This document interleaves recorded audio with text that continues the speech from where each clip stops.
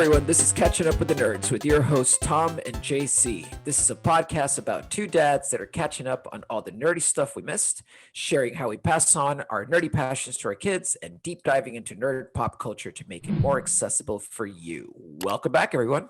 G'day, mate. How's it going, buddy? I'm all right. It's my nap face on, you see. I was taking a nap and then I woke up too late. And here we are. I was taking a sleep, as you do overnight, and then woke up early to find you napping. Yeah. Well, you know, at least we share one passion for sleeping. We should add that. We should do a sleep podcast. How did you sleep? You know, you know that's a thing, right? Is that it? there are podcasts of people telling stories just to make you go to sleep. It is the saddest thing. It's like they start just waffling on and on about stuff and just going on relentless tangents about the most boring things. They'll start talking about like caterpillars, and they'll Going go on tangent is my thing. Humming. but really they live in a tangent and it makes no sense. But I tried it once and it legitimately makes you sleep because it's so boring and stupid. But it totally works. It's a real skill, I think, actually. Oh man, I missed the boat. Then I should have gone on that. You know, yeah, that should have been our pod, man. Just make people go to sleep, or maybe we are making people go to sleep and we just don't know it. Hopefully. Oh no, wait, no. All right, let's go back. So before we put people to sleep, who are you, Tom?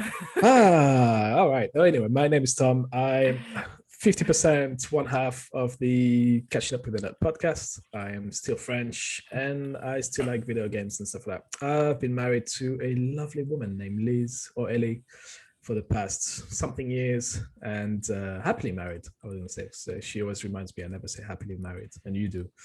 And it's true, happily married. Together, we've got two kids, one who is about to be 12 in August, Emily, and the other one who is 4, Louis. They both love video games, and so do I.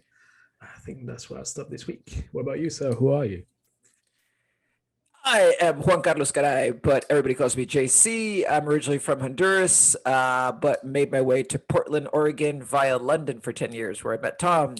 And somewhere along the way, I met a wonderful woman named Fiorella, and have been happily married for 17 years now. Yeah. So, and no, I'm not old. I just got married early. I've got 2 kids, one called Aiden, who is about to be 12 in August, a fellow nerd. We were just talking the other day about his love for anime. And I've got a little girl named Arabelle, a wannabe nerd one day. So far, her entry into the nerd world is My Little Pony, which I am supportive but not encouraging of. And that's it, man. I'm the other half of this podcast, and I relentlessly say stuff that gets Tom into trouble with his wife. So, Ellie, I hope you're listening. Yeah, maybe. No, you're right. You're right. It's. There's nothing you can say that will leave me into trouble. It's all there good. You go. Let's. Anyway, welcome everyone again to our latest episode, a new episode. So, what are we on about this week, JC? I think we're about to talk Monsterverse, but before we do that, do you want to start? What did you enjoy this week? What did you read, watch, enjoy? What am I nerding out about this week? I finished Doomsday Clock, the DC run. That's like the Watchmen DC crossover. That's some deep shit, dude. That's some really deep shit. Like it's like meta about life, but also like it's like a commentary on, like, this is the weirdest thing. It's a commentary on DC's publishing process, I think, actually, which is kind of weird. Yeah. It ends up being the explanation of why they've rebooted the universe so many times. Because they did like the New 52 and stuff like that. It's kind of like a meta explanation of that. So I still don't know how I feel about it. Like, I really enjoyed it, but it's just a little too deep and like definitely not like average person accessible. Like if you've never read DC or not aware about the DC universe, it really is not the best way to start at all. So yeah, feelings about it, but I enjoyed it, but it took a very interesting twist at the end. That said, I finished reading that, and then I've been watching Invincible, it's been my absolute, like, since I stopped watching Harley Quinn on HBO Max, which has been the favorite thing I've watched this year. Invincible is sneaking up. Invincible is really damn good. So yeah, that's my nerdiness this week. But funny enough, half of your nerdiness is also what I've done. So I've been watching Invincible, all 4 episodes. Oh, cool. Have you gone through all 4? I'm halfway through the 4th. Okay, cool. So I'll try not to spoil it for you. But I've watched all 4 episodes. I thought it was pretty good. I really liked episode 2.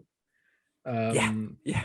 Which I think is the one that ends with a lot of violence or starts with a lot of violence. I can't remember which is which. Like the Sorry, killing. but it ends with that scene where it goes like really red.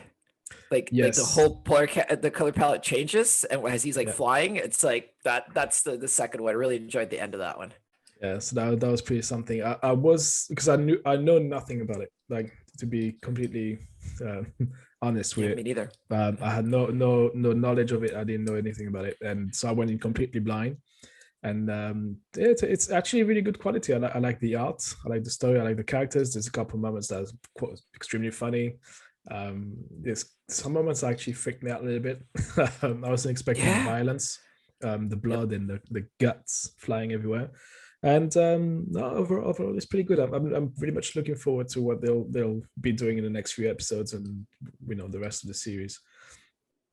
So that's the first thing I've watched, enjoyed, and I actually watched the 4 episodes in 2 days. Like, it went, they're all about an hour, 40 minutes, 45 minutes. They're surprisingly long, but they fly by just because the pacing is so nice. It doesn't feel like it's 50 minutes, but yet it's longer than all the Marvel shows. That's the crazy part. And the things, I think we'll have an episode. We'll have a podcast about it. But what still blows my mind is the voice artists, or all the actors that sign up to the. Oh my god! Things. Like, every time I'm like, I recognize that voice, and I go and look it up on IMDb, and it's like, shit, it's him or it's her, and you're like massive, like 5-star cast in terms of voices and actors they've picked for, even for little roles. Like, little role you don't see, like, was it Jon Hamm is in the first 2 minutes of the episode, like, and you don't see him after that. It starts with him. Yeah, it starts with him, right? He's one of the security guards outside of the White House, and you're like, I know, it's Jon Hamm. Like, I was like, oh, he's gonna transform into something, and he's just a security guard. It's just a flex. Like Jason Sudeikis, like Zazie Beetz. I was really surprised with Zazie Beetz. I didn't realize that she was in the cast. She's good. I was like, damn, it's super stacked cast. Oh yeah, but anyway, I think we'll go into more details at some point for sure. When they I don't know if we'll wait at the end of the season or if you go halfway through it. So that's something I really enjoyed. And the second thing is which is really, but it's not nerdy, but I found myself spending a lot of time on Facebook Marketplace this week and buying some random consoles from people that are local to us. Nice. That's super nerdy. That's my side business, finding stuff on Facebook Marketplace and selling it on eBay. But yeah, that's nice. Ultra nerdy.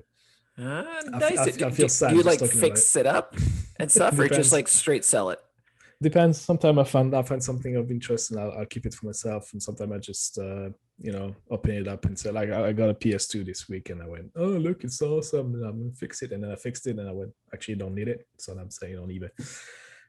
So and I've found myself spending hours on the freaking place and just going into different pages and ads, and I'm like, I spent too much time on this. I should be enjoying life instead of just spending an hour. What do you mean? You should be out socializing with people in common places and having fun? Shit, we haven't done in a year. No, actually, we're back to that on Monday, which is tomorrow. By the time we record, oh really? Episode. Freedom cool. Tomorrow. Yay! Nice. Anyway, get yourself vaccinated, people. Yes, get out and get vaxxed. Right, let's go back to the topic at hand. Monsterverse. So we've had Godzilla versus Kong coming out. What was it, 2 weeks ago, something like that? Yep. And I watched it, and we are going to talk about it. And then we said, oh, JC went, hey, Tom, how about we talk about the Monsterverse? And I went, Monsterverse? What is that? Yeah. Oh, good question, right? This is the funny thing, is like, I never actually realized there was such a thing as Monsterverse. And then I went, 2 seconds of research, I went, oh, okay, that's what it is. That makes sense. So it's interesting. So for those who don't know what a Monsterverse is, it's literally the world that where Godzilla and King Kong share with our worlds basically, but that's within our world and their world, there's a lot of stuff happening and a lot of history that is being shared, and that's where we've got a bunch of movies that came out, a bunch of also anime. Actually, we're going ahead of ourselves, but there's an anime coming out also on Netflix with Godzilla and Kong. Yep, see your face. Oh. Yeah, soon. I think it's supposed to be dropping in June or July. I'm not sure. I've not seen the confirmed date. Oh, I did. I gotta go check that out. That sounds pretty cool. Yes, that's gonna be cool. So basically, Monsterverse it's 4 movies as it stands right now, right? Yeah. So it's Godzilla that came out in 2014. It's Kong Skull Island in 2017, and Godzilla King of Monsters 2019, and Godzilla vs Kong 2021, a couple of weeks ago. So around those 4 films, you've got a shared fictional universe. Then it's literally about, like I said, Godzilla and King Kong and a bunch of other monsters that came along the way. And we'll go. Should we go into every single movie and talk about them really quickly? Let's get there, buddy. You watched all of them, right? You watched all 4. The only one I didn't watch was Godzilla King of the Monsters. Actually, I watched Godzilla when it came out, the original one, in around 2014. I was actually really looking forward to that movie. Kong Skull Island I watched this week, and then I watched Godzilla vs Kong this week. I mean, the King of Monsters actually is funny because again, looking into every single one of those films, is the one that's the worst rated out of all 4 movies. Yeah. And it's weird because that's actually one of them that is one that I really like. So really? I gotta go back and check it out then. It made me doubt my taste in movies. I was like, how come everyone else, didn't like it? I was like, oh, actually, I had a lot of fun watching that one. I don't know. Maybe I'm getting old and my taste in stuff is getting. Well, I think that's an underlying theme to the Monsterverse, which is it makes you question what's good. Because I enjoyed actually all of these movies, but I wouldn't call any of them good movies. But it's just a different viewing experience. Like they can't be rated against other things in the same way, is my belief. I think it's not the same scale. It's not the same scale, but you know what's funny though, and as you said that, it's like I'm thinking about it. I'm like, I've enjoyed all 4 movies, but I can't go ahead and recommend it to everyone. I can't go and say, if somebody asks me like, hey, what should I watch this week? Like, you got anything good going on? Like, it can be about anything. And I wouldn't necessarily go and say, hey, go and watch Godzilla from 2014. I enjoyed it, but I don't know if everybody else will. It's really a weird one. True. The only one of these that I would recommend to somebody that's not into this stuff would be, funny enough, Godzilla vs Kong. Same. Yeah, I think it's the most accessible out of all of them. It's God, are we jumping the gun there? Sorry, we're good. Let's talk about history. Let's talk about history, and I think we just quickly go because I did to look at what the movies was about. So let's start with Godzilla 2014. It's sort of a shall we say it's a relaunch? It's a it's a reboot. Actually, wait, no. There is a nerdy difference that we should clarify to make things more accessible for our listeners. The difference between, I found this out today, the difference between a relaunch and a reboot is, for example, you can reboot. Let's see. Let me see a good example of it. Actually, Godzilla is a perfect because it's taking the character and doing another origin story of that character. Yes. Okay. And through a different lens, right? So that kind of like a reboot of that is like, for example, like Wonder Woman has been rebooted in DC, where we did the New 52. It's like they gave her a different origin, slightly different, but different, right? So it's like you get something different from the character, but the character just continues to be that character and has no previous notion of what it used to be, right? A relaunch is when you bring back the character and give it a new storyline, right? But you don't actually change who the character is necessarily.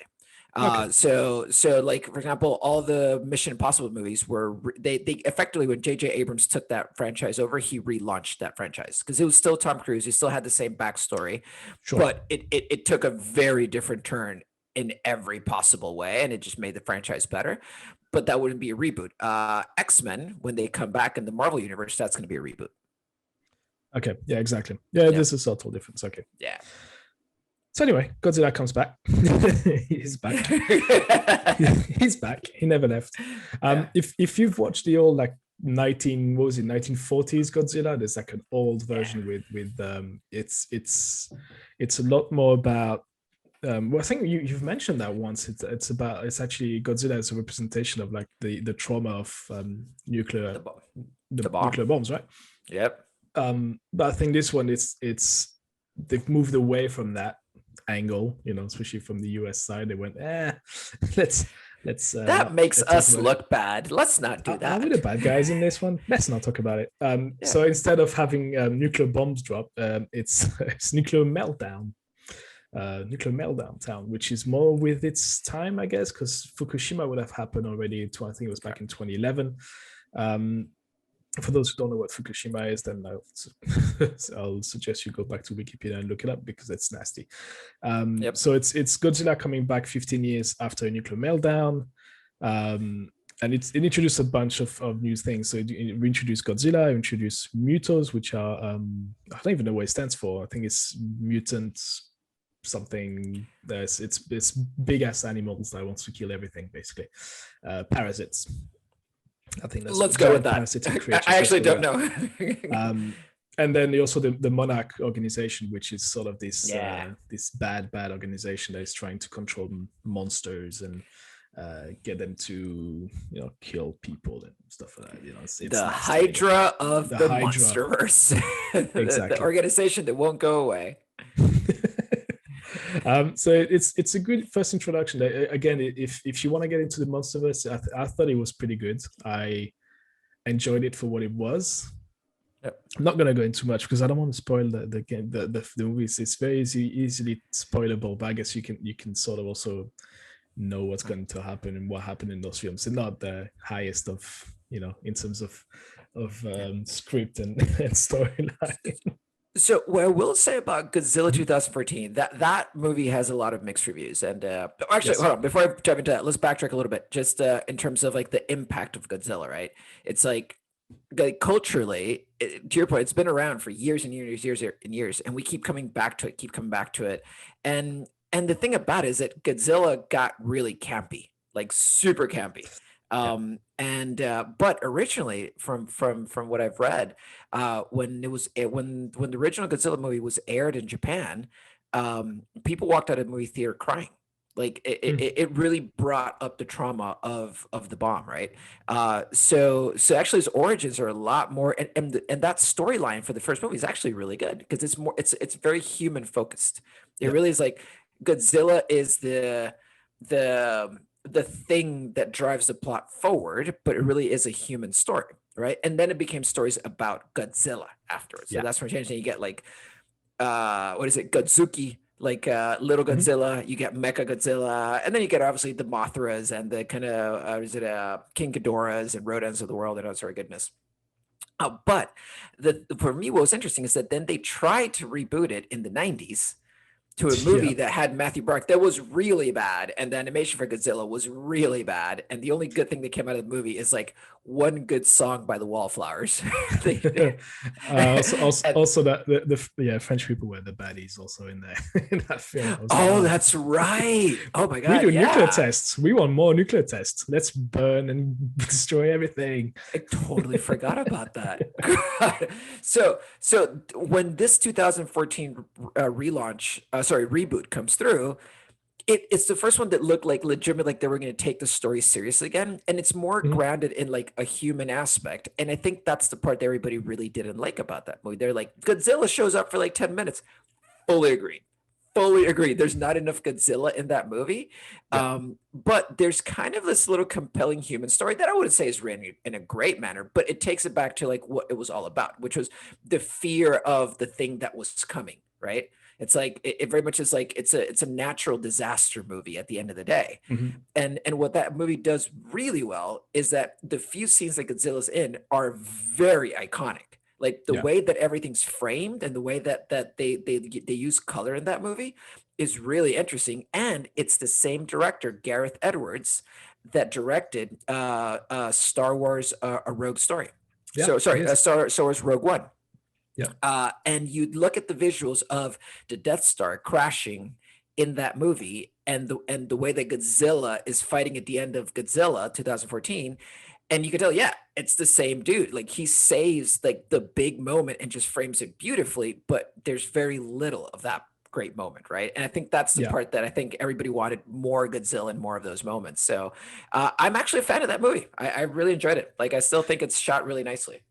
I think, and the funny thing about the human size of it, side of I'm gonna call it human interaction, human participation within those four movies, is as you move forward, that participation is decreased. If you know what I mean, like, yes. So I don't know if you've seen the trends, like Godzilla 2014. You've got a bunch of stuff. So obviously you've got a monarch organization that's introduced, so you need to talk about them. You need to talk about their motivations and what the end goal is. Then you go into 2017 Kong Skull Islands, which is, again, if you remember this, we'll talk about it in a sec, but it's about World War II. There's a bunch of humans there. There's Captain Marvel is in there, Brie Larson. No. So that's also centered around humans. And then as you move to the last two, Loki's in that one too. Loki's in that one too. King of the Monsters in 2019 and Godzilla vs Kong. Nick Fury's in that one too. Sorry, I was gonna keep interrupting you with all the Marvel people that are in that movie, and that's the first thing I told Aiden when I was looking. I'm like, dude, all of Marvel's in Kong Island. It's a Marvel crossover. Yeah. Sorry, carry on. So the first two films is heavily centered around humans, but the last two, so King of the Monsters and Godzilla vs Kong, they're not. Like, there's human interaction there, but like, it's almost like it doesn't matter. It's like they're there because we need human faces in there. But apart from that, it's like especially Godzilla vs Kong, again, we'll go back into it, keeps sidetracking there, but the human history, like human story in there, was like, wait, what are they even talking? Like, can we just go back to the fight? I don't care about who's that girl, who is she, what she want, we don't know, we don't care. And what is she staring at constantly throughout the whole movie? Oh, nothing. Let's go back to the monsters. go back into more fighting. All right, so let's move on quickly to And just remember, 2014, that does have Bryan Cranston in it. The Godzilla movie.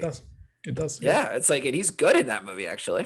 So yeah, on to Skull Island. Actually, I want to talk about that one. So I was going to say, I don't know why I said Second World War. It's actually the Vietnam War. Because it starts in the Second World War. That's where the guy gets, John C. Reilly gets marooned in the island in the Second World War. Yes. During the Japanese South Pacific attacks, and then we or sorry, not the Japanese, but like the war being waged in the South Pacific against the Japanese. That's where he kicks off. Yeah, that's where he kicks off. So the second one is more, so it's set in 73 and obviously during the War of Vietnam. So that's more of the US based history there. You've got a team of scientists and soldiers that are going into this island, which is Skull Island, which, allegedly King Kong lives on. So they go over there, and obviously they get into it with a big monkey. Which I will sidestep again. I love the movie poster for it. It's absolutely amazing. If you've not seen this King Kong, like this massive, gigantic King Kong standing with the sun in his back. On an island, it's banging. If you look it up, Google it right now, it's awesome. So they go on the island and they're trying to see what's what and what's up with King Kong and what does he do? Is he even alive? Can we bring him back, or can you study him? They're basically trying to study the guy and see what we can do with it. And then the cool stuff with that one is I introduce a lot of new monsters to the story. Scary monsters. I think what they call this, the skull crawlers. Skull crawlers, yeah. Whoa, where he's like, that name sounded better in my head. That's like one of my favorite lines from that movie. Skull crawlers, yeah. But I think what is cool with that one is the cast. That's the thing that stood out to me. In if I just go through the cast, I mean, it's Brie Larson, so Captain Marvel. It's Tom Hiddleston, so Loki. Samuel L. Jackson. You've got John Goodman, John C. Reilly, Corey Hawkins, which is the guy from 24, and what's the NWA movie? I forgot. You remember? He plays Dr. Dre in the. Of course. And he's in a Green Book, if I'm not mistaken, as well. He's in Green Book also. Yeah. There's a lot of he's in a lot of things underrated. That's right. He did play Dre. You're right. Yeah. And Straight Outta Compton. Yeah.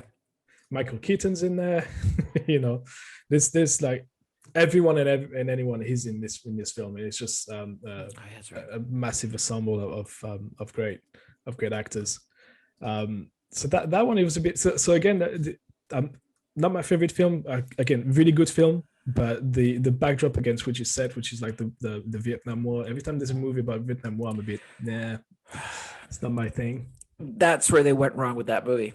Because what that movie actually is that is a horror movie, in the same way that Godzilla 2014 was not a horror movie. That was a disaster movie.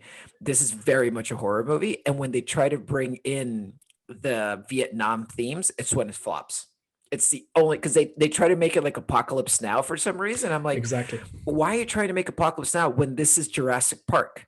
Is what the movie is. It's like, because Jurassic Park is a horror movie at the end of the day. It's not an adventure movie. They're trying to escape from somewhere, right? And that's the only part. That's why I was like, I'm so bummed that like they gave that role to Samuel Jackson, because he tries to do his best. He really does try to do his best with that role, but it's just written in a very poor way, like his character.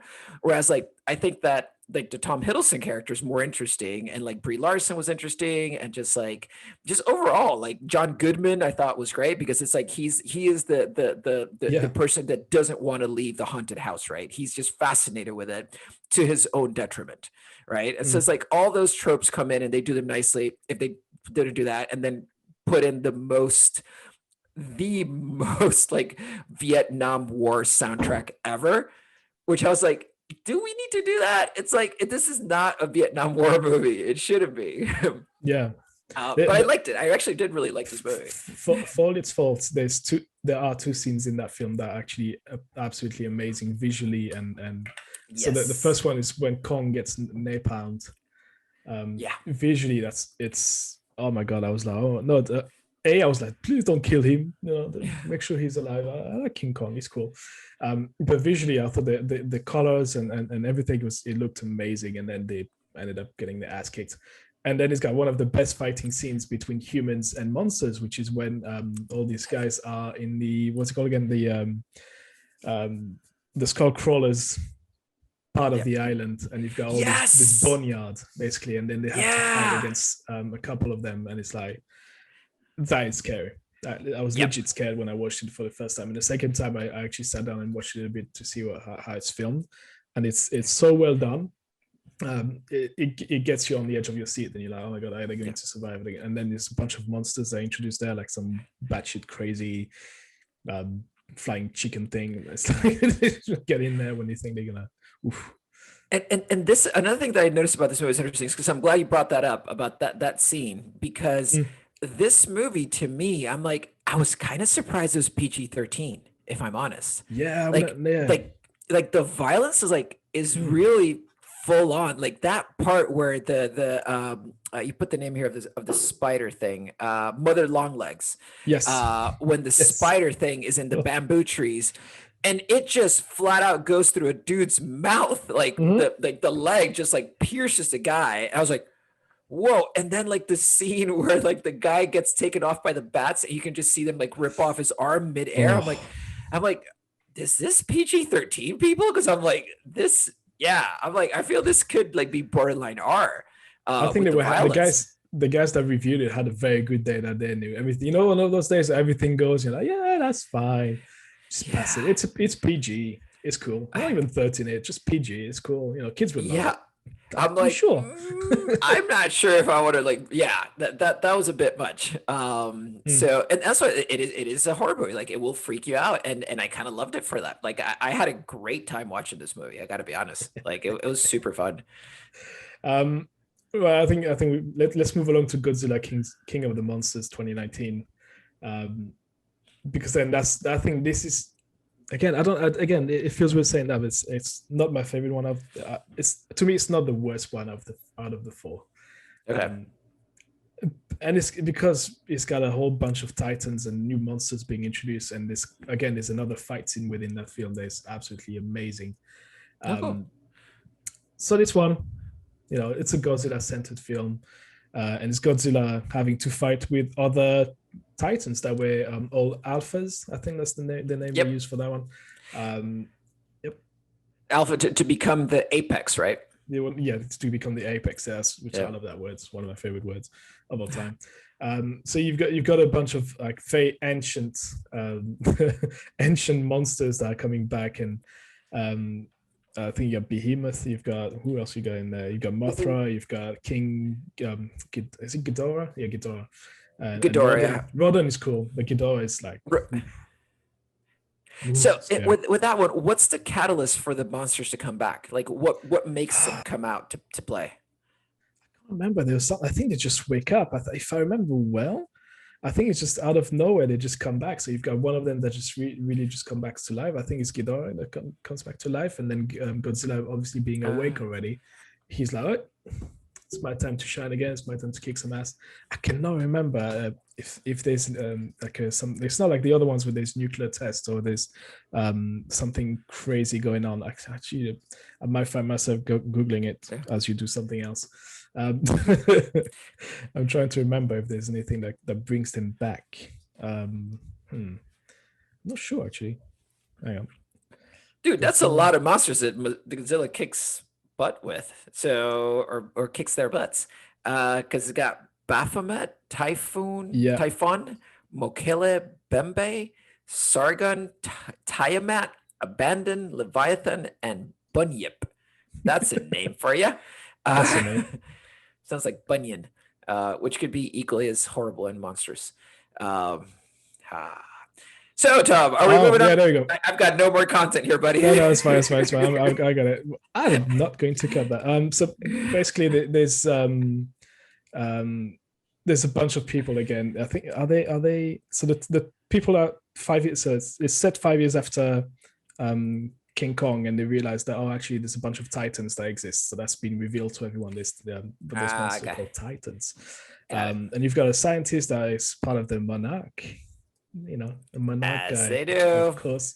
And she's got her kids, and they've got they're researching into those titans and where they are and who they are. And then at some point, one of the monsters they're studying starts creating, sending a bunch of frequencies around, and then that wakes up every single other titan around the world. And then obviously Godzilla goes, my turn.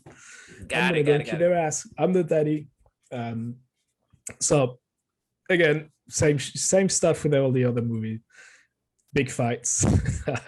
Godzilla gets new powers, but then that's spoilers. But that gives you one of the best fighting scene at the end, also, where when he fights, is he Ghidorah? I can never remember his freaking name. Ghidorah.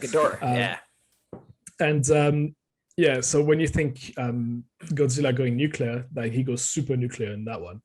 I think the one of the main issues with this one is, again, something that was mentioned before, is that the movie goes away from the humans. Now it's no longer about the humans that are part of that story. Now it's all about the monsters. And I think people were like, oh my god, they went OTT with the monsters, and every single fight is set in the dark.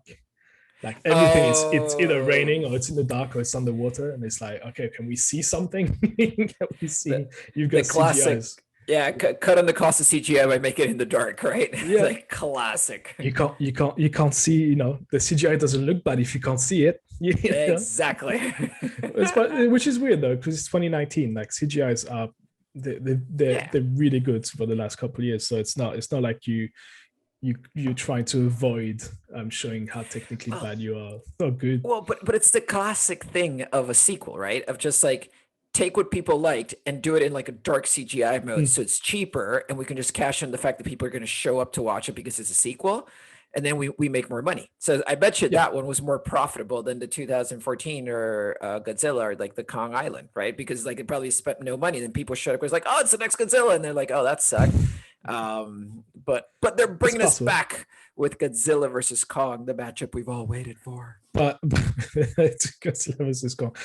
Just going back, finishing with King of Monsters, like again, the fight at the end of the film, I thought was pretty amazing. I gotta check it out. That's the one thing that not saved it. Again, I like the entire film, so I'm easy to please. But that one fight scene, man. Anyway, Godzilla vs Kong, 2021, this year, a couple of weeks ago. Which is now, well, literally, it's said they tease you with the title. Well, actually, it should be Godzilla vs Kong versus somebody else. Yeah. There's a Well, third one.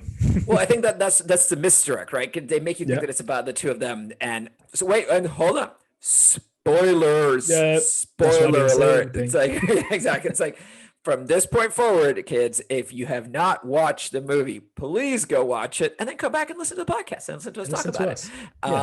But we will be spoiling this, much like the rotten spoiled lizards on Kong Island. Sure. Let's just roll with that. Why not? So yes, let's spoil the poop out of it. So Godzilla vs Kong, it's again carrying on from where Godzilla King of the Monsters left off, and it's about scientists that are looking out for the Hollow Earth, which is this place at the center of planet Earth, and they're trying to retrieve this energy source in order to stop Godzilla, I think, at this point. So I think that's what it was, if I remember well. And so what they're trying to do is to get King Kong to go back into Hollow Earth at some point, and again, we'll go into details of what we liked and what we didn't like. And there's a couple of things I didn't like about that. But anyway, they get Kong back in there, and there's a big fight.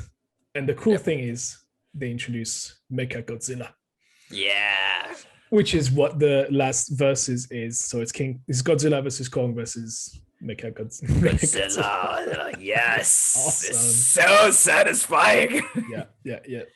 I guess this is a point we can pivot into what we liked and what didn't like in our sort of mini review of the film, right? It's really, you just described the plot. I just described the plot. That wasn't even an abbreviated version of the plot. Like, that kind of was it. That was it. So that was it. Exactly. Which we can put in the like or didn't like. All right, cool. Do you want me to kick off with some of the liked elements? Yeah. Start positive? Yeah, start positive. We always end negative, don't we? Okay, so liked. I thought the CGI was great. Yes. That was my one big take, that I thought this was going to be like Transformer CGI. And the thing about it is, like, that CGI is actually in itself not bad. It's the way that it's shot that's very bad. Everything happens too quickly, and the camera moves around through too many different angles. So you never have a sense of what's happening, of like the landscape, like the geography. It never feels grounded. Whereas this CGI, I thought they did, and touching on like Snyder, the Snyderverse, right? The Justice League is like, they just slowed stuff down at the right moment and let you just linger on the moments. You're like, oh, look at it. It's like when Kong goes like elbow off the top rope, like wrestler style. I was like, yes. I just literally stood up and cheered. I was like, dude, I'm done. I don't need to say anything else. That was so good. And so that's just like, it was good. They slid out the right moments that you could visualize what was happening. It wasn't from this, another criticism of the 2015 Godzilla. It's like, everything is from a human level, because it's a human story. Here, it's a monster story. So it's at their level. Yes. You rarely see them at human level, which I kind of enjoyed. It was really good to just see it at monster level. Just let them duke it out. And I think what you point out, so the CGI being so great, and what you pointed out about the Snyder world, this means you have to watch this on a big screen. Yes. You have to watch a movie. You can't watch that on your laptop. You can't watch it on your tablet. You can't watch it on your phone. On Please IMAX. put it on your TV. Yeah. Amazing. I would love to go back and watch it at the IMAX. Yeah. Yes. Once it's reopened, I would love to go back and I would pay money for that, actually. Yes. It was that much fun. So again, CGI, when CGIs are that well done, you've got to go and watch it on the biggest screen you can find, really. And I think I'm going to add to that, because we're sort of in the imagery of the things you like, but I like the neon colors. Yeah. Yep. Which is it's part of the CGIs, and I think it's part of the design of the overall feel and design of the thing. But the neon colors, I'm not going to say it's been introduced by Marvel, really, but it's been used a lot by Marvel. And I think they've picked up on that, and they went, hey, boom, especially in Hong Kong, right? All those buildings are lit up a way that it's actually looking like a nightclub almost. Yeah, exactly. It's like, dude, it'd be awesome to have like a little Zemo dance like cut into the film. Just Baron Zemo dancing in Hong Kong, like while the city's getting destroyed. That would be so good. But yeah, so go watch it on the big screen. Definitely. Yeah, no, and the setting in Hong Kong to me was odd to me, but I liked the design of it. Like, and the fact that they truly they level Hong Kong, like absolutely level. And I've heard some comments out there about like, oh, but we don't get to see the human impact of like, that's like all these bombs going off in the city would be such a human catastrophe. I'm like, yes, don't get me wrong, it is. Like, you have to acknowledge that it is, there's human destruction, but they don't lean into that. So it's fine because this is make believe. At the end of the day, it's not the point of that film. Like you say, it's not human centric. It's about the monsters in that one. It's not like I all of the scenes with it where human interactions was involved, I was like, I'm not here for that. I want to see somebody getting smashed and by somebody, I mean, a big ass monster. It's not what you're there for. That's not what this movie is about. If you want more human interactions, go back to the first two films within the universe. Correct. And Absolutely. You'll see the impact. Yeah. Yes. And there you do get to see the real impacts on people. In this movie, it's like, that's why the plot for the humans is so razor thin, because you shouldn't care about them. It really is about like, I am most, and I'll come to the next section, but it's like, I'm most emotionally invested in Kong in this movie out of all the characters, easily most emotionally invested in Kong by a mile. So we're like, great. I want to see him duke it out. That's what I was he's because we share so much with, of our DNA with monkeys, he's the next thing that we can relate to in that film. He's sort of a human of the story, and you see how he behaves. Actually, is very human-like. When he gets beaten up by Godzilla, and he's super close to death. You see those emotions on his face, and you see how he's brought back to life, which is a very human way of doing things. Like he gets shocked back to life, and it's like, well, he's the human in the story. The humans are just there to help them. They're driving the plot, and they're moving the plot forward, but they're not really there to do anything else. It's like, oh my, they almost, what? There are points when they're almost in what they're saying. They're almost like recapping the story, if you will, to the audience. Like, well, this just happened. So where are we now? Oh yeah, we're in the Hollow Earth. Ah, cool. This is beautiful. That's where King Kong lives, right? Yes. Let's go. They're reacting. That's all they're doing. Because you're right. No, they're actually, they rarely move the plot forward, but they react to all the actions of Kong and Godzilla. They're there to react. It's like, oh, look, what just happened there? And to your point, explaining it. So yes, we can get into that in a bit. But they're like the YouTube audience, YouTube videos that you see so much, like reacting to. And then the Hollow Earth design I thought was awesome. Like, I actually really enjoyed being in Hollow Earth. Like the way that it's like built like an actual sphere. And once again, typical like the human side of it. They explain to you how like physics works differently down there. It broke my head when they're trying to explain it. Thank you, humans, for explaining something that I do not get, but I just want to see Kong jump up and like land on the other side of the world.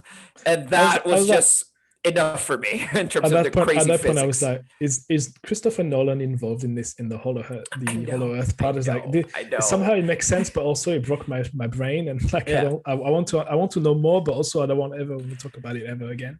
So and also when they went into Hollow Earth, it was like this total like interstellar moment, and I'm like, yes. So you're going to 1,000 miles per hour, and that's all that's happening to you? I'm like, come on. You good? You good? You would literally disintegrate at 1,000 miles per. Actually, no. It was 1,000 miles per second. So they like upped it even more. I'm like, oh, come on. Like, we didn't need that.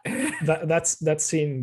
We'll talk about it again in the not like part, because that's the one moment we'll get back to it. But let's move along, because I think. But when they get to Hollow Earth, it's like super cool. Is what I want. Yes. Because even like Journey to the center of the Earth, like they never did like the whole like it's a rounded sphere inside the Earth, and it's got its own physics and logic and stuff. I'm like, I'm so there for that, and the fact that Kong had a throne, and that Kong has a Stormbreaker, dude. Yes.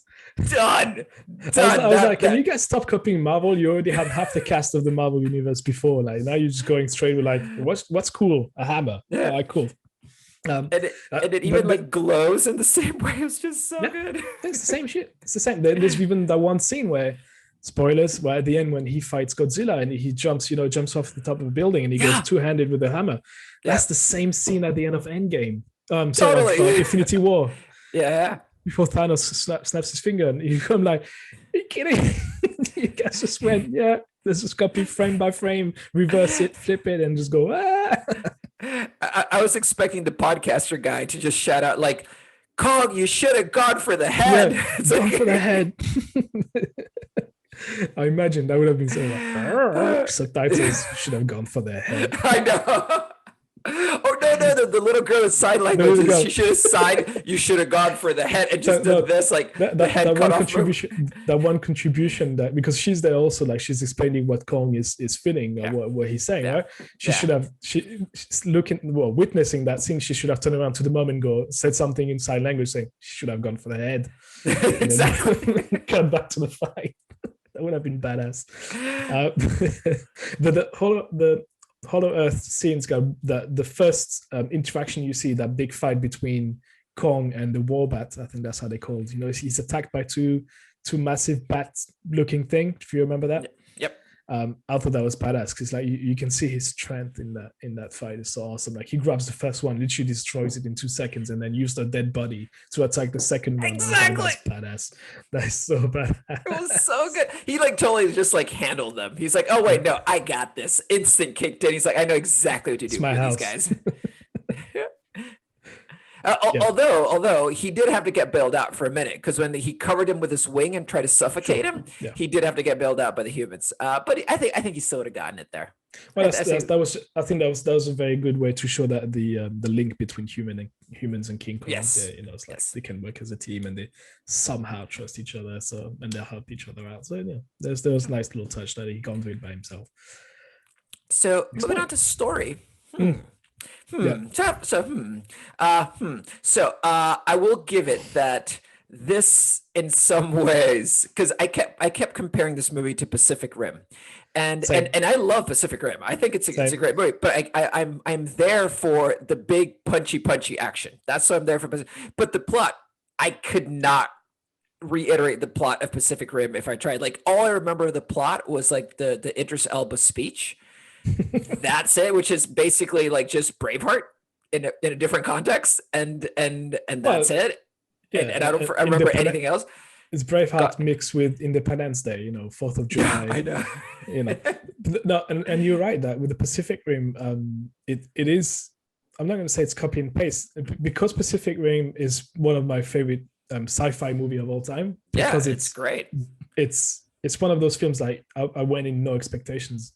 Yes. And I was like, oh my god, the CGI was amazing, the fight scenes were amazing, like, and to see like oversized robot going at it and kaijus and stuff like that, it's like, oh my god, I was like, yes, more, give me more size. Now, what's it called, like size 5 or whatever is the term they're using for kaijus. Oh, I haven't heard that. Okay.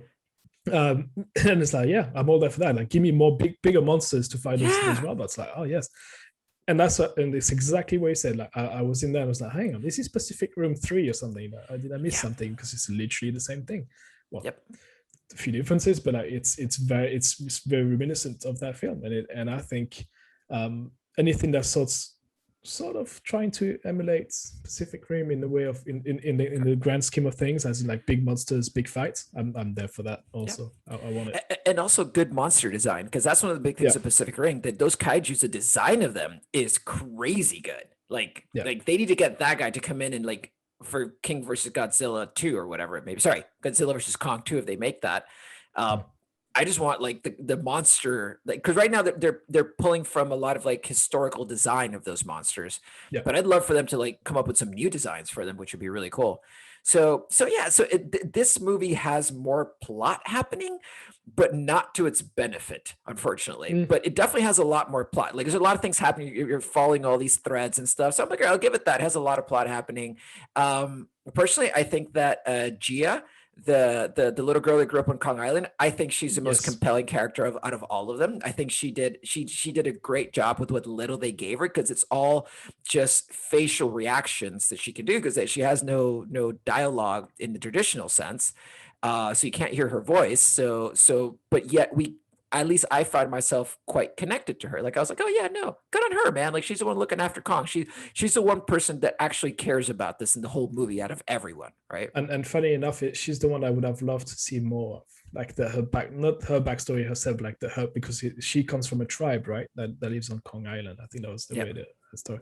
So I would have loved to know more about her tribe, where she came from, and who the parents were, and all that stuff. I thought that would have been a bit, gives you maybe a deeper connection with King Kong, maybe, or with the entire story. And I think she deserves more screen time also. Yeah, you're right. You're right. She's probably the best human within the entire story. Yep. Because it's like I agree with your point about getting the tribe back would have been cool, because that scene in Kong Island where John C. Reilly has to say goodbye to the tribe is actually a very effective scene. Like, it's shot nicely, the dialogue's cool. John C. Reilly is like brings the game with his acting. It was just, and I caught myself going like, oh man, like, yeah, these people have like lived with Kong this whole time. So I wish that they would bring them into the mythology a bit more, because they must have been a big factor in it, right? And they know things that the rest of humanity doesn't know about these alpha creatures, right? So yeah, no, I really liked her. The only other thing I would say is, like, from a plot perspective, we kind of touched on this lightly, but the way I kind of tried to frame it was like Kong Skull Island kills a few people with a big impact on the plot, and this movie kills millions of people with no impact on the plot. So I thought just like the opposite of it, which I think is fine. Like, I don't mind that. It's like, because it earns that. It sets it up from the point of view of the monsters. It makes you really connect with Kong more than Godzilla. So yeah, no, it's cool. Like, I thought that the story did what it needed to do. They could have cut out a few things. We can talk about that in the next bit. To be fair though, when they had that fight in Hong Kong, and I was like, I'm assuming, there's a lot of things that are getting destroyed, but I think they're all like buildings getting destroyed. I wasn't just going to assume that they've evacuated everyone. Everyone's in a safe underground bunkers that they've built. A bit like Pacific Rim, right? They have all those bunkers. To quickly evacuate. Exactly. Yep. And that's the sort of, and that's why when all the destruction was happening in Hong Kong, I was like, I wasn't really too bothered about the human, the cost on human lives, really, because I was assuming by default that all these people are in bunkers, underground bunkers, and they're fine. Go ahead and destroy everything. Obviously, the cost of rebuilding everything is going to be massive. There's not really much left to go back to, but hey, at least you're safe. And that's sort of where my mind was during that scene. Yeah, which is weird. And I think we're supposed to assume that it's never explicitly said, unfortunately. But sure. I'm like, let's go. I like assuming stuff like that. This is not like Christopher Nolan's Batman, where it's like, let's ground this in real life. It's like, this is not grounded in real life in any way, like, at all. They have flying spaceships, and no. That can go into a hollow earth with no explanations. So it's cool. Don't worry about it. Yeah. But moving on to our two lead characters, Kong and Godzilla. Yes. Actually, I'll start with Godzilla because I only have one thing to say. It's like, man, Godzilla's a grumpy old man in this movie, dude. Yeah. It's like, he's so grumpy. It's like, oh my God, Godzilla, like, light up. But I think you know what it is. It's like he's in two minds. Like he's the like you say, he's the guy who's like, I'm too old for this shit. Sort of. Yeah, exactly. Totally. Yeah. It's almost like, again, like, do I have to do this again? Like, didn't I just literally destroy everyone in the movie before? Like, do I have to go back and do this? Do I need to show you who the daddy is? I think that's how it is from his point of view. But also, Godzilla, I think he's my favorite monster. Like, and as much as I like King Kong, and how much you can sort of relate, air quote again, as I do once per episode. There's an air quote in there, but Godzilla, I like how badass he is and how powerful he is, and looks like the last scene when they scream at each other, and they, like, once the big fight is gone, and they just, instead of going back at it and trying to kill each other, they just look at each other, shout, roar, and then he just goes in the water. And I was like, that's so how I would do it. It's like, we're done. I'm out of here. I'm too old for this shit. And then exactly. See you in the next movie. And I thought that was pretty cool. It's like, are we done here? All right, cool. Bye. I like that like they balance out their two kind of, like, I guess, acting, you could call it, or whatnot, or like how they've written the characters, and that Godzilla is still like, just Godzilla is Hulk, is the way I see it. He's an unstoppable force that you have to, like, just direct in a certain way. Just go like, all right, go there. Because in the other movies, he really was like standing up for humanity. Yes. Yeah. And so, but not in a way that feels easy to understand, I guess is my point. It's like Kong, you understand what he's like, his motivations. Godzilla is like, you can't build motivations into a character designed that way. So all he can be is a force. And that's the thing. He represents a bomb at the end of the day. He's a bomb. So and he still does to a lot of extent, I believe, in this movie. I think King Kong, what I've been saying is that he's more relatable to humanity. Like, he know what he wants. And it's like, there's one scene when they're trying to get him into Hollow Earth. And it's like, your family might be down there. So it's sort of same sort of motivation you'll have with humans. It's that, look, family is important. You're being the head of that family is important to him. Being, being surrounded and being happy is important to him. Running free is important to him. And it's like going home is important also to him. Godzilla is more like, well, like you said, there's a mission, there's a bad guy, there's something happening. Please go that way, blow shit up. Okay, cool. Yeah. And then pray that he stays on your side. There's that one dialogue, I believe it's in King of the Monsters when he fights against, I think it's at the end, it's one of the last dialogue, and it's like, well, at least he's on, like, Godzilla is on our side. And then it's like, and one of the guys says, yeah, for now. Exactly. It's like, well, that's a scary thought about Godzilla. It's like, you better hope he's still on your side and he's not there to destroy you. It's like, humanity stands no chance against Godzilla. Like, if you have no King Kong, you'll be absolutely messed up. Like, there's no way they can drop all the bombs on him and he's gonna come back for more. Yeah, exactly. Make him stronger. Which is what happened in King of the Monsters. It's like they drop a nuclear bomb on him to make him swim more strong, which is awesome. Exactly. It's like, oh, y'all messed that one up again. Yeah. But yeah, again, I agree with you. Godzilla is a grumpy old man. That's why I identify with Godzilla. And then we touched on a lot of Kong stuff already, so I'll just quickly say, like, him picking up Stormbreaker was an awesome moment. You knew that he was going to pick up that axe and do something crazy with it. And then just like the finishing move. The finish him when he just like rips out the head and you can see the spine hanging up, like straight out of Mortal Kombat. I'm like there for that. It was so good. It's like total finishing move, and that was cool. That was very well done. And it's fun. What stood out to me between the sort of comparison between Godzilla and Kong is that, because I always thought, okay, it would be cool to see a film between the two of them and see who is the strongest. And usually in movies, there's always like, they're trying to make them being on the same level playing field, when it's like, okay, maybe that one is slightly better, but there's always, at the end, there's always a draw, right? In that one, it's not even close. Like, there's the opening scene when Godzilla comes back and he's trying to kill Kong, and they have to pretend that, do you remember that scene when he's like, they pretend to shut down, like they shut down every single engine. So Godzilla thinks that they're all dead and they're all gone away. So Godzilla just leaves Kong alone because he just literally kicked his ass. Like underwater on the boats. Like, that fighting scene is also absolutely amazing. Like when they go really good. Like he's using boats just to trying to make it. It's like just like trying to ride a skateboard or something. I thought that was pretty cool. I thought that was actually gonna be a really short scene, because I'm like, well, Kong can't do anything in water and he's on a ship, so it's like, it's just going to be like take him down underwater and then something else going to happen that'll be done. And like they really like laid out that fight scene very well, because it went on for a decent amount of time and they found really clever ways to like keep the action interesting. Yeah, exactly. They do it really well. Yeah.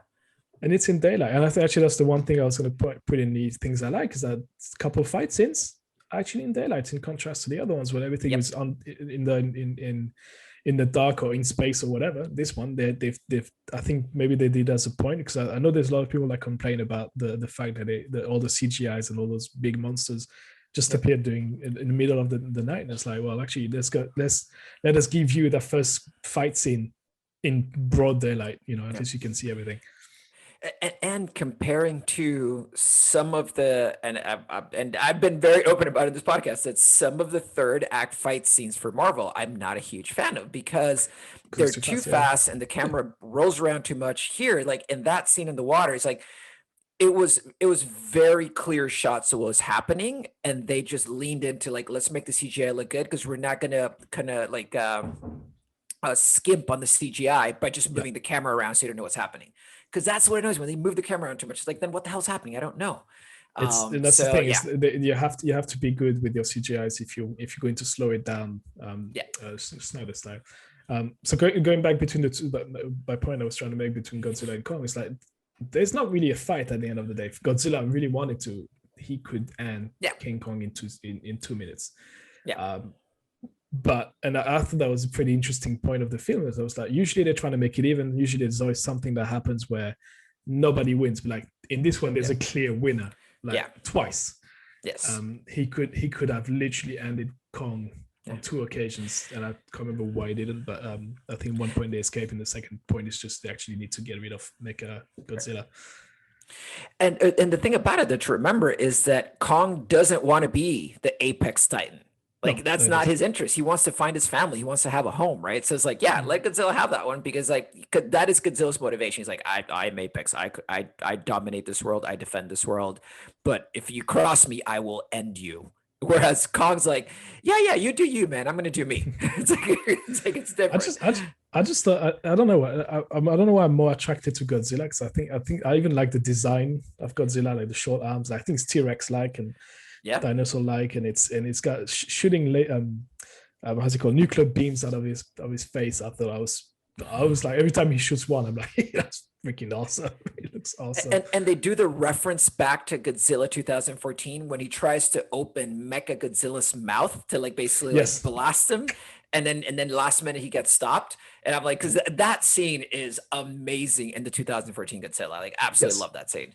That's how he kills the last 2 monsters, right? In Godzilla. Just literally like shoots the fire down their throat. Like, oh dude, that's so baller. It's so good.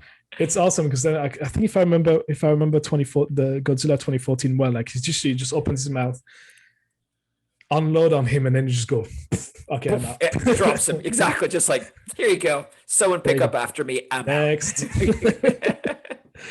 Godzilla is just badass. He's just all around badass.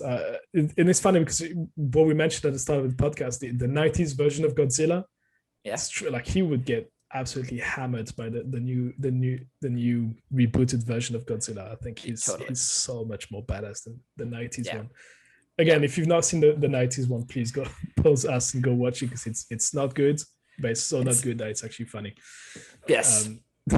Watch it after the Monsterverse. Like you go watch the first 4 films, the recent see ones. Why these movies are actually better. Yeah. There's a good reason why these movies are better. They shouldn't be. And no one should be shitting on these movies. And actually, you know what? That's a very good point. Because I think most of the people that are watching now the latest versions, the Monsterverse that we've been talking about now, I don't think they've seen the 90s versions, and I think that's why maybe our opinion is slightly different. Yeah.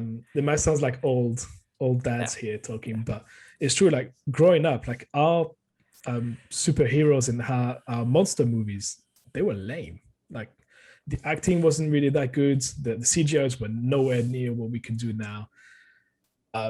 Maybe the plots were maybe slightly better, to an extent, but largely they're not as good. They're nowhere near the same quality as or entertaining as what they are now. Go. No, I thoroughly remember like the marketing campaign for that 90s Godzilla movie. It was full on. They really built the drama of, because the question was like, we hadn't seen a redesign of Godzilla in years. It's still been the same like person in a suit kind of like smashing around like a model town. And then this time, like, we get like a proper CGI Godzilla, and they're gonna like make the big animation move on it and stuff like that. And the marketing campaign was full on. It's like, what will Godzilla look like, right? Because all you could see was like the eye. And then in the same vein as the 2014 Godzilla, like they wait forever to show you Godzilla, and then when they do, it's super dark and it still doesn't look good, and it's just bad. It's New York in the dark, in the rain. And I think actually it's funny because you're talking about the marketing campaign. I do remember it. I remember the movie posters popping up. I remember the whole thing going up, because I think that the previous Godzilla movies was from the 50s. I think that was the movie before that. So they kept making movies in like the 60s, 70s, and 80s, but they were still like man in a rubber suit, boom, boom, boom, sort of thing. Yeah, they had not. It was just like they were just milking the franchise for what it was worth, but they weren't really innovating anymore in the Godzilla world. And that was the first big time they could innovate, and they dropped it. So for me, like my reboot is 2014. I disregard the 90s reboot. I don't know the 90s one. It looks. I don't know. I'm actually watching as you were talking about, and it just looks bad. The CGI did just look bad. I think they just went Jurassic Park. Yeah. Made the T-Rex a lot bigger, and I don't know. It looks. I don't know. It looks threatening, but I wouldn't be confident in that Godzilla doing anything remotely as badass as the one that we've seen in the recent movies. I don't know. Yep. Right. Shall we move along to what the stuff we didn't like? Speaking of people not shitting on this movie, we're about to shit on this movie slightly. Well, slightly. You know, keep in mind, when I finished the movie and I actually enjoyed it. Like it was totally entertaining as hell. So that's what I want from a movie. This is less of like things. It's not like, you know how like some movies you're like just the whole movie's wrong. Like everything was wrong about it. This is just like a couple of edits, and this is an amazing movie. Yes. And my big one, my big one is Millie Bobby Brown, man. Okay. Yes. Why was she in this movie? Makes no sense. All she does is like walk around and stare at stuff in a very like intense way. And the thing about it is that she actually has great screen presence. Like when Millie Bobby Brown is in a frame, like you watch, your eye goes to her. Like you want to see what she's doing, and she does nothing. Not because she's not acting, but they don't give her anything to do in the script. And I'm like, then don't write her in. Like I suspect because you know what? She's a lot. If you watch the trailer, she's a lot in that trailer. Like when the original trailer dropped, you were like, oh my god, she's in there. It's amazing. Oh my god, it's awesome. Yep. I suspect that they've put her in the trailer just to, you know, in the movie and subsequently in the trailer, just to attract some sort of, you know, like a fan base around the film, like the audience, to create a buzz around it and go, hey, look, she's in the movie. She's awesome. She's a great actress. Yeah. Look at her. She's there. That in the film, she's a non-factor. She just stands there. I think you said that. Did you know something that she's she's got as much to do in the movie as you. Yeah, it's true. Yeah, she has nothing to do with it. You could have put our kids in there. They would have had the same impact. Exactly. And with not a single acting lesson, it would have been the same thing. Just like stare at something and act surprised. It's like that's it. My problem with her is the fact that she does nothing. But more than that, her character annoyed me. Every single scene, I was like, it was such a wasted opportunity with her in that film. Like her character pissed me off. Like she was like, oh my god, that guy's saying stuff on the internet. We need to find him. Let's drop everything and go find that guy. And I'm like, okay, that's a weird guy. So if the guy is talking shit on the internet, do you really want to track him down and try to find out what he's talking about? Like, I would just leave him alone. And then, and then there's that scene where they find him in 2 seconds. Like I was like, oh, that guy doesn't want to find. Like he's undercover in that company. Like he's trying to get secrets out, and you know he's been really doing his homework and you know fooling everyone around him in the company and trying to get those stuff, and so people would know what's going on. And but nobody knows who he is. Okay, cool, fine. He's managed to protect himself, and then they found him in 2 seconds by going to see one guy in the shop and say, hey, do you know a guy who buy a lot of sugar or salt or whatever? Exactly. Like, and I'm like, it's Johnny. Bleach. Someone that buys bleach. Bleach. And I'm like, okay, cool. And then they find him, and it's like, and then they go knock at his door. It's like, we listened to you on the internet. Okay, fine, come in. Exactly. Exactly. Really? And this is the point when I went, and it clicked for me, and I went, so the humans are just like they're just there just to fill in sometimes. We're just in human interactions. That's all they're there for. But I was like, so that, and I think something else, the Hollow Earth bit that we'll talk about. It's like these are the two things that actually rolled my eyes so hard again. And I was disappointed that she was reduced to that in the story. And I understand why that subplot has to happen. They give you the perspective of the evil corporation, right? Yeah. And I agree. Okay, let's get that perspective, but you can get that perspective through just what's his name, Brian Tyree Henry, right? Yeah. The podcaster. Yeah. You could have easily gotten that perspective from him actually going and doing the investigation, but it's like they put him there as someone to talk to. But he's a podcaster. He could have been podcasting the whole thing. And that would have been the subplot of him podcasting what's happening behind Monarch. And I would have enjoyed that more because I wanted to hear his crazy ideas, how he interpreted everything. Like that, I was kind of there for it. It's when they paired him up with the kids, that character immediately became way more boring. I think you got a good point. Like him by himself, going and telling us what's going on, because you need somebody to introduce the Mecha Godzilla and see how that comes about. Totally. That's very good. Of course you need that. But yeah, like you said, like the interaction with the kids is just like, no, just no. They and you've got one of the kid is the guy from the X-Men, Deadpool 2, one of the X-Men, isn't it? Well, also the kid from Spider-Man, and more specifically, if you want to see that kid act his pants off, watch Hunt for the Wilder People, the Taika Waititi movie. Oh my God, I love that movie. I can watch that movie any day, honestly. It's one of my feel-good like watches. And it's because that kid is such a great actor. And here he's given a couple of like throwaway lines that are supposed to be like for comedic effect. I'm like, comic relief. Yeah, like Brian Tyree Henry's there for comedic relief. I'm like, just let him do his thing. They should have taken Millie Bobby Brown and that kid out of the movie. Not because they're bad actors. It's just like they weren't given good scripts. They overcasted it. For those roles, it's like you could have given it to somebody else that is just maybe a newcomer. But I think my suspicion is that they used her for the trailer and for the promo around it and the marketing campaign. Because in the trailer, looks like she's got this massive role in it. Like she's part, and I was like, oh, actually, her role is more that it's not even B role; it's like C role. Yeah. and then you have the guy from Office Space as the dad, and it's just like, and he matters not at all. Like there's no, like him trying to get back to his daughter, does it really even try? Like kind of half worried. It's like, it's just bad. So yes, let's remove all of that. Do we need you there? Yeah, and that's the thing. It's like, but because you see him like 3 times in the movie, maybe at the beginning, the middle, and the end. And by the end of the film, it's like, oh yeah. That's exactly. I had forgotten about him entirely. Don't care. And there was that. I don't care. I don't actually care about that stuff.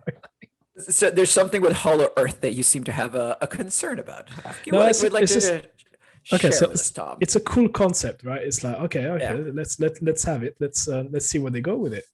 And it's like, it seems like it's this place that is the middle of planet Earth, it's the center of the Earth, and that's cool. We can go there, and people died trying to get there, and they got crushed in under a second. Sad moment. Okay, cool.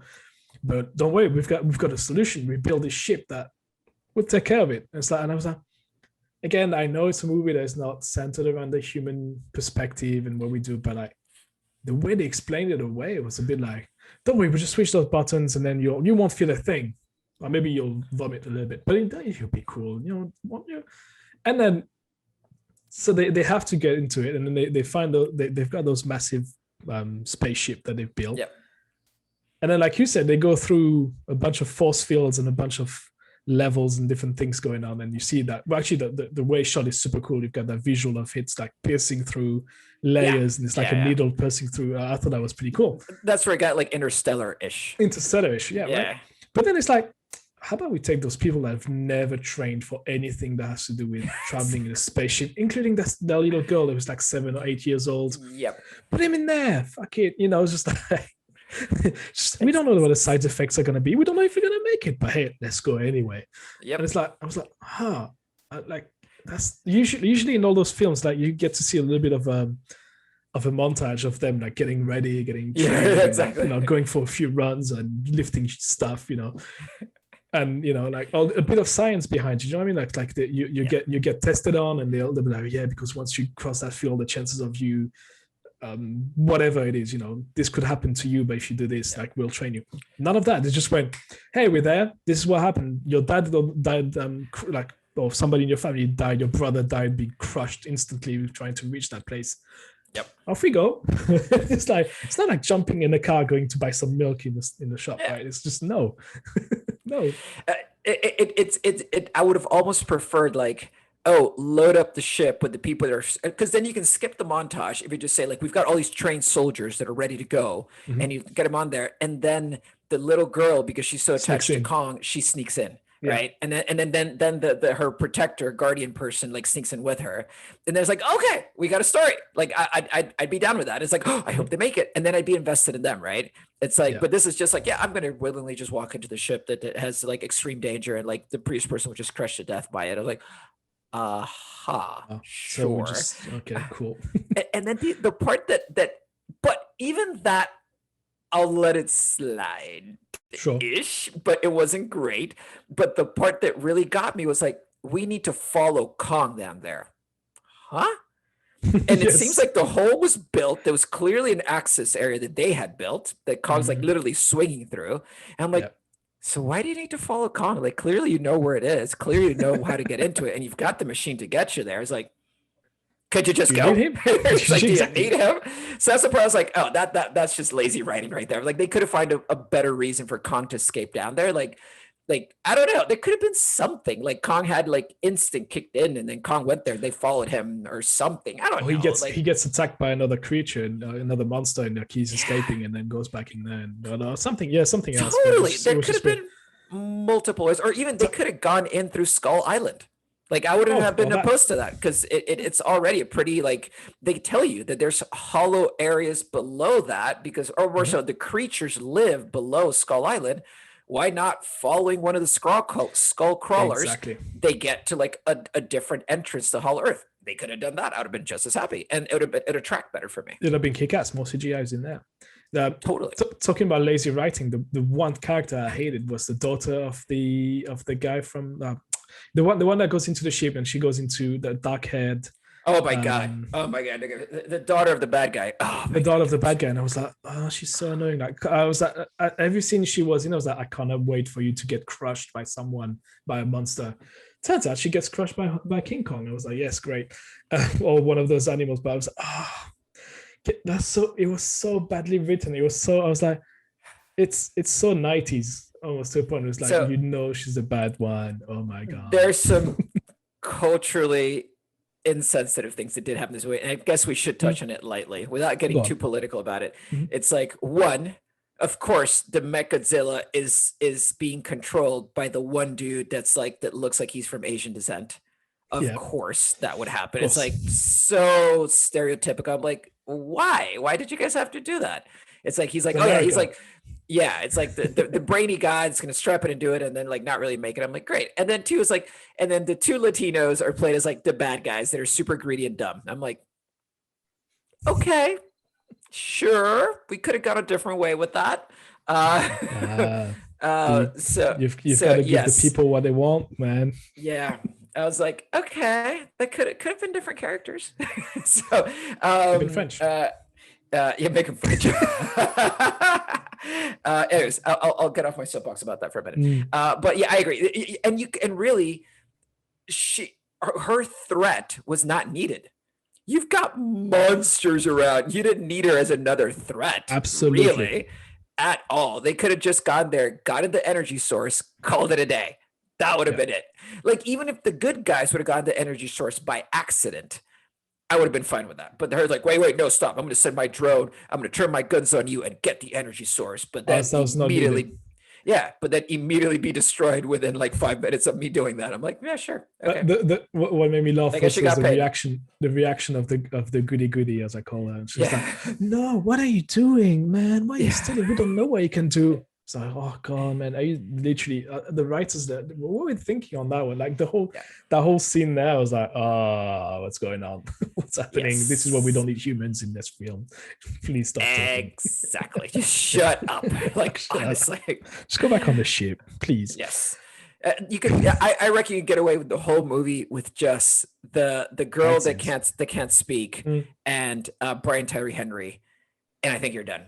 I honestly think you're done. If you only focus on those two characters, I think you still have just as good of a movie, and you can take the time back and give the monsters more time on screen. Exactly, they cover both sides of the story. Like, one is King Kong, the other one is Godzilla, and then boom, we know what they're talking about. We know where they come from, and we know what they want. You're all set. Makes sense. So what's your overall take of the film? Like, because obviously you've enjoyed it, right? Yes, loved it. Thought it was a great adventure movie. So this is actually one that I'm actually told Aiden you should watch this one. Same. Because I'm like it's just a good old fashioned adventure movie of like going somewhere. It's like it's kind of like the old Jules Verne sort of stuff, right? It's like Journey to the Center of the Earth and stuff like that. It's good old fashioned adventure with some big monsters along the way, and the monsters actually get to battle each other as opposed to the humans. That's where it's different to some of the other adventure movies. It's not. That's where it isn't Jurassic Park. And I'm like, yeah, I think it's a perfectly easy like recommendation for like kids of a certain age. Like I would say too small. Like I wouldn't get Arabelle to watch it. No. But what's their like middle schoolers to high schoolers? High schoolers definitely fine. I think even middle schoolers, if your kid has like a tolerance and an understanding that this is fake violence and that really the world doesn't work this way, it's fine. Whereas Kong Island, harder to recommend in that sense. But with this one, totally good time, man. Like super good time. If I've got my second shot in time and movie theaters seem like got their S together, I might even go rewatch it in movie theaters. It was really enjoyable. I thought it was entertaining, and I think I keep repeating that almost every week. But it's like when I watch a movie like that, those type of films, when you get out of it, were you entertained? Did you forget about everything else? Were you taken out of reality? You know, that's what those movies are there for. And that this one did it. And when I came out of it, I was completely satisfied. I was like, I was promised fight between two big monsters. There was even more than that. I was expecting destruction. I was expecting completely crazy CGIs and neon colors, and that delivered. And I think it did the job well. And I think I don't know. It's one of those films when I read other people's review. Actually, the users review. If you go to on Metacritic, for example, the user review is actually quite good. It's more the film critics that were like, oh no, it's not based in reality and stuff. I've actually read that comment a couple of times, like, this is not really based in reality. I'm like, did you know that you just watched a movie about King Kong and Godzilla? Exactly. How much reality were you expecting? How much grounded reality were you promised? None. It's just like good old fighting. Like it's Pacific Rim with Godzilla. Yes, that's what it is. And King Kong. Yes. Yep. And so to my point is that I came out of the film with the same fulfillment and happiness that I came out from Pacific Rim. And I was like, yes, that's what I wanted. It ticked all the boxes I was expecting. So, speaking of what you wanted, Tom, what would you like next from these movies? If there's if the Monsterverse continues, if they unleash the Monsterverse yet again, what would you like to see? So finally, is the first point you have on our doc is that Monsterverse meets Pacific Rim. And that's been in talks with what's his name, the director of Pacific Rim? Guillermo del Toro. Are you kidding me? So they did talk about it. There's nothing done yet, but I've read an interesting article that said that he actually was approached by Lionsgate and Warner Bros. To actually do a crossover world between the two and have kaijus and big robots fighting each other and with Godzilla and stuff like that. If that happens, I'm going to the cinema right away. Dude, I'm there. And if it's directed or even just executive produced by Guillermo del Toro, I mean, he's one of my all-time faves. Yes. Anything he does, I will watch relentlessly, whatever people say. And for me, it would be awesome if it were actually like a team up.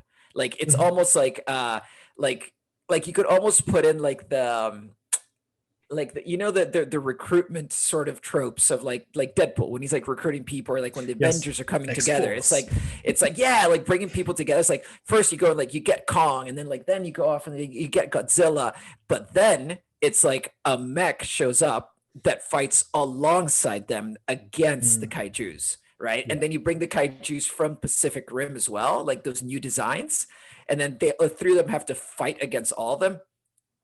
So that'd be amazing. So don't you just have a single human being show up except the one that's inside the mech's head? And that's it, man. Exactly. You don't need any human interaction in there.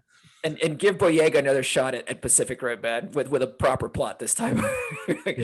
So totally there think, for that. I think that would be my one in, because I don't know how many more movies you can do. How many more origin stories can you do with King Kong and Godzilla? How many more? It's to me, it's the same. It's suffering from the same Batman issue. I call it the Batman issue, which is how many more times are you going to tell me the same story with Martha and the dad that gets shot in the back alley of the theater? I don't need to know that. We've done a story. It's just a Spider-Man Uncle Ben story.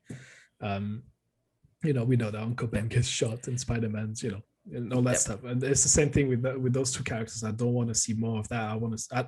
So that's why I want to see the Pacific Rim crossover happen. Yep. Because that would give it a fresh spin on it. But if they don't end up doing that, then I don't really know where you want to go from this. Because like the ending of Godzilla vs Kong is kind of cool. It's like now they've come to the understanding of who the daddy is. The other guy has an understanding of the other guy is the apex, and he doesn't have to be like you said. Where do you go from there? Like you need more new threats, but who from? Exactly. I think that new threats could be Pacific Rim related. That would be great. Totally. No, and that's the thing where we kind of lean into the one of the 2 points I had around what we want to see next. It's like, I don't need these movies to become grounded in reality. I don't need that. But I think thematically, there's more you can do with these movies, right? And what I mean by that's like, there's like climate change, right? Climate change could play a factor. It's like all of a sudden, because of things that us humans are doing, the kaijus are rising again because the earth is changing and it's awoken them, right? And it's like somehow we're complicit in it. Like, I want more human complicity in this. And I think that would be kind of an interesting one to touch on. But then you also go to like the roots of Godzilla and King Kong, with Godzilla representing atomic bomb and King Kong kind of representing racism at the end of the day, right? It's like the first iteration of Kong was a very racist movie at the end of the day. It's like it was an American fear put on the screen. And whether it was deliberate or satirical, I need to go back and check. But either way, like, you could lead into all those themes for a separate movie, that maybe not the Pacific Rim one, but like a separate like standalone movies or whatnot, because Kong kind of has like a little bit of that happening, where it's like, I just want to be home, right? It's like it's a person that's been displaced from their home and desperately just wants to get back to a place where he can be himself, right? And that's themes around the kind of the African diaspora, themes around like displacement of people, slavery and stuff. It's like I'm no longer home and I have to find my identity in this new place that desperately won't let me have my identity because they just want me to assimilate into what the rest of the white people want to do, right? And it's like, I think there's an interesting theme there that if you wanted to go thematic with it, like you could. And with Godzilla, it's about like, there are still atomic bombs in this world. And if we're not careful, something really bad can happen. And Godzilla represents that, right? It's like, what is the care that you need as a society when you know you have something like Godzilla around? Like, how do you manage that so that it doesn't become a threat that you live under every day, right? It's like, we all know there could be a nuclear war any minute. As much as people are disarming, it's still there, that threat. And like, somehow leaning into that threat, I think would be kind of interesting. Yeah, which is leaning back into that one sentence we were talking about in the end of King of Monsters, which is Godzilla is on our side for now. Yes, and it's the same thing. It's like, well, we have that weapon, and nobody's pulled the triggers yet. For now, it's literally that. Yeah, that's interesting. Yeah, there could be more done on those things. I think it could be explored also. Yep. You know what I'd like to explore, Tom? My breakfast. And that's why I was saying we're gonna wrap up and party, people. I like that. The way you pivot. I like the way you pivot. All right, cool. Let's end it there then. Hopefully we gave you a good tour of the Monsterverse. Yes. There's a lot more to talk about, and again, we only touched the surface of what it is and what it represents and the themes that are running through it. So it's a very interesting world. I hope there's going to be a lot more done with it. By the sound of it, there's going to be a lot more. I think, like we said, it's going to be a Netflix animated style series that is going to drop. I think it's going to be called Skull Island or something like that. So it's around that world, and that'll be on Netflix only. So it's a Netflix exclusive. There's no date, I think, yet, but it's in the works. Interesting. That's it. Anyway, we'll again say thank you to everyone who's been listening, subscribing, liking, sharing our stuff. And if you've not done so, please go on your Apple Podcast, on your Amazon Podcast, on your Spotify, on your YouTube, on your what else, on Instagram, on Twitter, and follow us, and subscribe, follow, share our content, listen to it, download it, spread the love. Make sure you listen to us and only us, no other podcasts, because they're not cool as us, Yes, be cool dads. Anyway. As soon as we say it, we're instantly cool. Anyway, thanks JC for joining and sharing your knowledge of Godzilla and King Kong. Totally. And thanks to Tom for being the mastermind and producer behind all this. So you guys don't realize, but there's a ton that happens behind the scenes. There's a full department of people all called Tom that work on this. It's full of Toms. And so thank you for all that you do for this podcast, sir. No, my pleasure. Anyway, if we've not done so, like I said previously, please like, share, and subscribe. We'll catch you in the next episode. But I don't know what we're talking about in the next one. Again, that's a running theme with us. We do this on the fly. Oh, it sounds like it. But we'll be back. We'll be back next week for one more episode. Well, there's not just next week, but we'll be there forever and ever. That's it. We'll catch you guys in the next one. Thank you for listening, and we'll catch you all later. Finish him.